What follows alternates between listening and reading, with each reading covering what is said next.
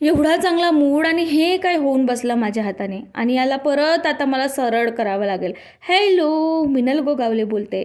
काल होता 15 ऑगस्ट म्हणून मला काहीतरी स्पेशल मेन्यू करायचा होता. त्याचीच मी तयारी करत होते. म्हणून म्हटलं वेदूला एक बिस्किट द्यावं खायला, पण ते पोटात कमी आणि तिच्या प्लेटच्या बाहेरच जास्त होतं. मी पण हे नानकिट बिस्किट जेव्हापासून खाते ना, मला पण आवडायला लागले. म्हटलं चला स्वयंपाकाच्या तयारीला लागावं. मला डाळ तडका करायचा होता म्हणून इथे डाळ शिजायला लावली आणि लावला कुकर मग गॅसवरती. आणि त्याच्यानंतर ना आजकाल ही लाईफ झिंगा लाला ही जी ॲड येते ना 20 डेज वर्ष सेलिब्रेशनची, ही खरंच आम्हाला खूप आवडायला लागली आहे.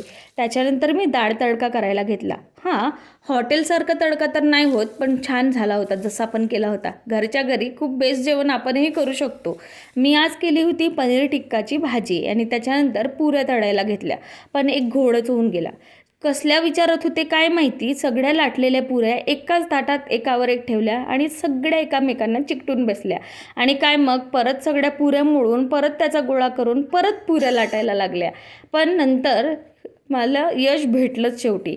असं तुमच्यासोबत पण होतं का? मला कमेंट करून सांगा. चला भेटू. बाय.